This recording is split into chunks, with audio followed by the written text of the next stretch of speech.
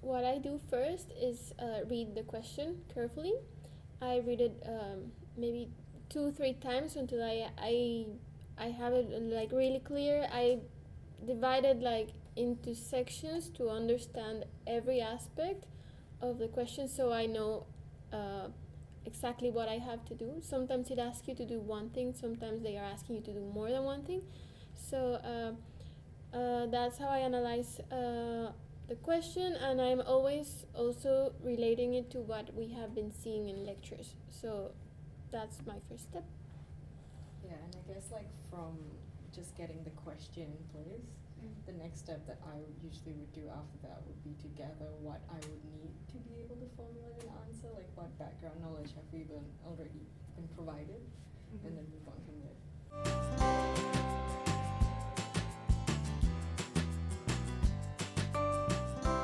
For me, when I read the details of task, I can get a lot of useful information from that part.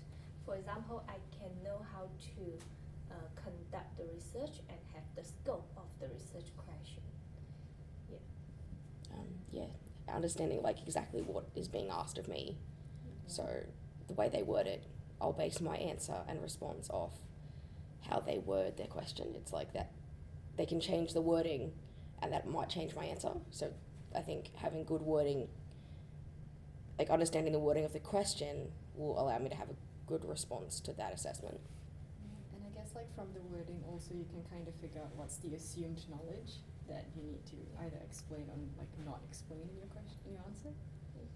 And sometimes the details of task can ensure me I am on the right way or not. Yeah, absolutely.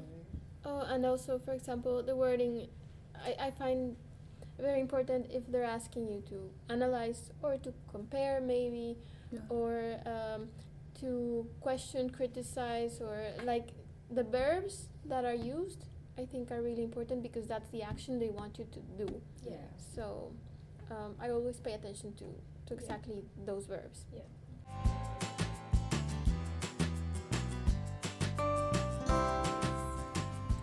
We do all the time. Yeah. So I guess the hardest part at the beginning is to really narrow down your topic, what you want to do, because obviously in class we would cover a wide range of topics, and it's really hard to kind of pick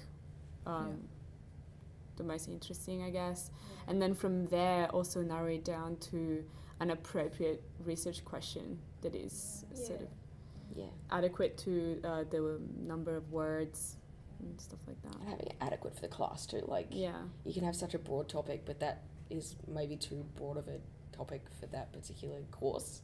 Like, I found that some of my classes, I'm like, I want to do this, and then just found that it's way too much to try and condense for this one class assignment.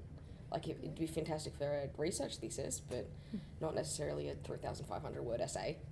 So it's like trying to find the correct wording to make it acceptable for that class. Workable. Yeah, workable and actually completable. Yeah. Like, I think that's the hardest thing that I've found is making something finishable. Yeah. It's just like, I'll come up with a great question, but then I get halfway through the essay and I'm like, oh, I've made this way too hard for myself. This is way more broad than I probably should have created it.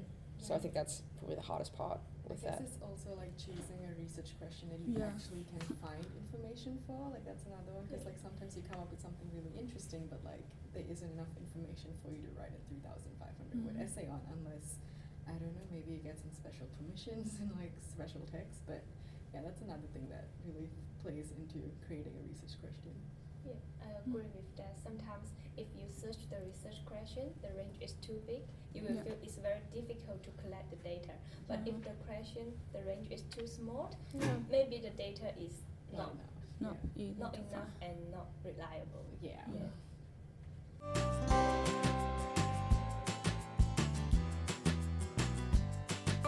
I think if you go ask them, they will always guide you. In my case, I have also been asked to do my own research question, and sometimes I face the same problems, and if you ask, generally They will. They do guide you. They don't tell you what to do or how to narrow it, but they kind of give you hints that might help you lead your work to where you want to take sometimes it. they may have some knowledge that you're not aware of that that you can access, and like that can sometimes help you with that blockade of like information that you think you can't access. Yeah. Sometimes they will give some idea to help you have the deeply insight and you think about your research question. Yeah. I think it's so easy to get stuck with creating a research topic, and I think going to your lecturer for that is like they can just maybe give you a little idea, and it's like, oh, that opens up a whole new like rewording things to Google or rewording the way you research. Yeah. Or maybe even like a different approach that could have been more interesting than what you were initially planning on doing.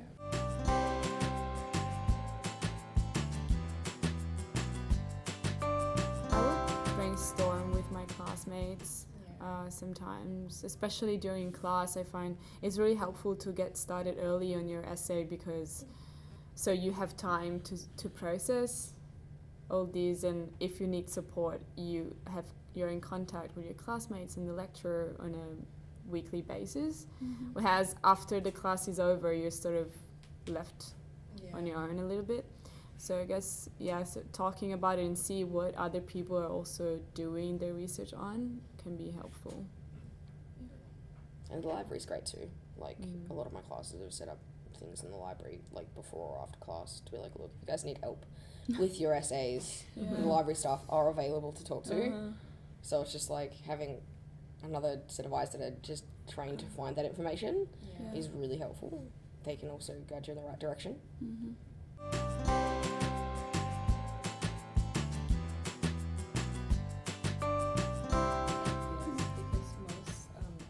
Kind of follow that same structure where you're answering a question, and I think that kind of critique can apply to literally any assignment you do, where it's like, how well have you answered a question? So I do look back at old critique and kind of apply it to new assignments. Yeah, and you're often doing like similar style assessments throughout the entirety of your degree, like no matter what it is, like you're bound to be doing similar style things. I think you can take the broad sort of criticism and apply it to whatever assessment you might be doing in the future. And like looking at like mid-semester like assessments and looking back to like ones earlier in the semester, I think will give you a better idea of what your lecturer requires of you, like what that class needs of you, like your response, like your critiques and stuff are really helpful in understanding what you need to do in your future assessments. So I think it's beneficial to For me, I also think it is important to know the previous feedback. Sometimes the next assignment will relate it to the previous assignment. We need to know where we need to improve and which mistake we need to correct. Yeah, and exactly. Help us to write better for next assignment. Yeah, I think feedback helps you know in which aspects you're strong, and so you can keep it up there, and in which aspects you might be weak, or you might be needing to be more careful or do more research. So you can look back at that and try to apply it again now to the new project that you're doing, the new assignment.